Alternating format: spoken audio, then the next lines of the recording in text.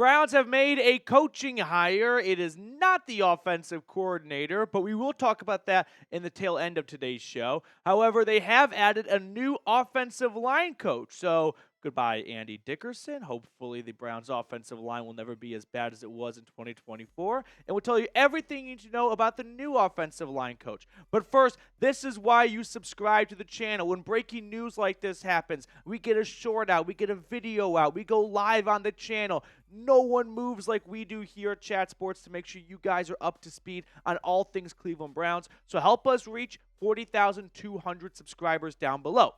Now let's get to know the new offensive line coach. It is Mike Bloomgren from, get this, Rice Football. Yeah, hand up. I do not know a lot about the University of Rice University Owls offensive line play. But what I can tell you is, I think this is generally a good hire for the Browns solely because they are taking advantage of the current college football landscape. My guess is 5 years ago, Mike's not leaving Rice to be the Browns' offensive line coach. I would view it as a little bit of a downgrade. Sure, you go from Conference USA, right, all the way to offensive line coach in the NFL, like pros and cons to it, but I think this is a hire because of the current college football landscape. That's why I am a fan of this hire. I feel like this is the Browns just looking over college football and trying to find people who are looking to leave college football because of the headache that NIL and the transfer portal has brought onto coaches, where they have to work 365 days of the year to try and keep all their players on their own roster before they even start looking at other players and other rosters. So for that reason alone, I'm sure Mike's kind of had to this point of, hey, what's the point of developing all these great players for them just to hit the portal and off they go to play at Texas or A&M or TCU or some other bigger school in Texas. And ultimately, I got to start from scratch every single year. So I'm guessing Mike is probably a good coach. I know Rice has had some success as of late, and they've had some good seasons. I don't know a whole lot about Rice football, but I'm guessing the Browns are lucky to have a coach like Mike Bloomgren just because he's had a lot of success with Rice. And the only reason why he's jumping ship is because college football is an absolute headache, and it's a complete mess in some ways right now. And a lot of coaches are looking to get out of it, and a lot of NFL teams are benefiting from it. Example, like Tommy Rees. But the Browns' offensive line is a work in progress. I mean, it's aging and it's declining. DeJuan Jones will be coming off an ankle injury. Hopefully, he'll be ready to go by the start of the season. You got Joel Petonio and Wyatt Teller, both older, expensive guards who aren't quite playing at that Pro Bowl, All-Pro consistent level like they were a few years ago. Posick had a bit of a down season. Conklin, I thought, played probably the best of the bunch when it comes to the last 5, 6, 7 weeks of the season. Him and Teller were probably the top two players on this O-line for the last quarter of the year. And then when you add in the retirement rumors surrounding Petonio, who was open about it, saying he's going to take some time to reflect and, do some soul searching and whatnot about whether or not he wants to come back for another season of Browns football. My guess is after a month away from the team, he will enjoy, a little bit of the break, but ultimately miss the camaraderie, the locker room, and want to lace it up one more time for another season. But Mike definitely has some work to do on top of just the personnel he's working with, because the Browns' offensive line last year, it was one of the worst in football. They gave up the second most sacks. Only the Chicago Bears surrendered more sacks than the Browns. Pressure rate, 30th. Rushing yards, 29th.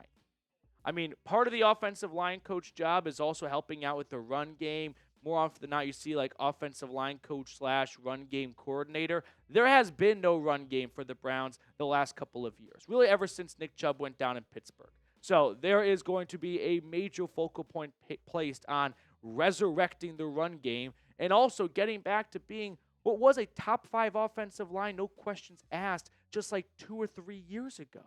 So I'm excited for this hire because I feel like the Browns are just, I don't want to be, a complete simp for them, but they've got some smart minds. I know not everyone's super in love with Kevin Stefanski and Andrew Berry at the moment, but I do feel like this is a good hire simply because They are taking a college football head coach and bringing him over to Cleveland to be their offensive line coach and taking advantage of college football coaches abandoning NCAA football for the NFL because of the portal and NIL.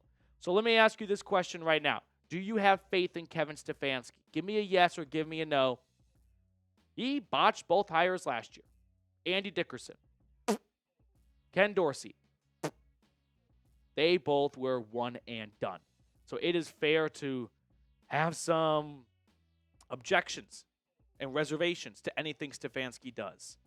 I'm going to choose to be optimistic about this simply because I don't know much at all about Rice football. So I can't tell you if he's a fantastic coach or not, but I'm going to err on the side of, sure, why not be a half glass full guy, since I can't say a reason as to why not to be excited about this hire.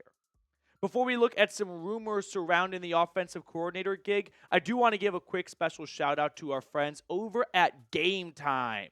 This one's coming from the heart. So my birthday is tomorrow, January 9th, and my early birthday present was revealed to me that I'm going to be going to Shane Gillis this upcoming weekend on his comedy tour. And a big reason why that was possible was because of Game Time, because my fiance fired up the Game Time app and then used promo code CHATSPORTS for $20 off her first purchase to save on these Shane Gillis tickets. So I'm super stoked, and I'm very appreciative of Game Time for helping this become a reality.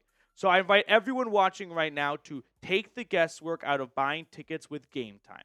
Download the Game Time app, create an account, and use code CHATSPORTS for $20 off your first purchase. I put all that information in the comments and description of today's video. Terms apply. Again, create an account and redeem code CHAT Sports for $20 off. Download Game Time today. What time is it? Game time. So Albert Breer tweeted out that the Browns are looking at Saints offensive coordinator Klint Kubiak for the Browns offensive coordinator role. So I want to give you guys some background information on Klint Kubiak and whether or not I think this would be a good move for Cleveland. First, just some overall background knowledge on him. He's currently in his first season, or just wrapped up his first season as the Saints OC. He was the Vikings offensive coordinator back in 2021. From there, he went to Denver, and then he went to San Francisco. He was a big help with Brock Purdy, so he's had some really nice stops in his career. If you're recognizing the name, yeah, it's Gary Kubiak's son. So there are some ties right there and some familiarities for the Browns, but I like this a lot based on the possibility of just casting a wide net and doing your due diligence and doing your homework and actually doing a real competent search. Now, the Saints offense this year, just from a number standpoint, was not one of the best in the NFL. They were 24th in the league in points and 21st in total yards. Red zone, nearly top 10. Third down, not the best. But, man, I go back to the first 2 weeks of the season when the Saints started off 2-0 before they lost 7 in a row.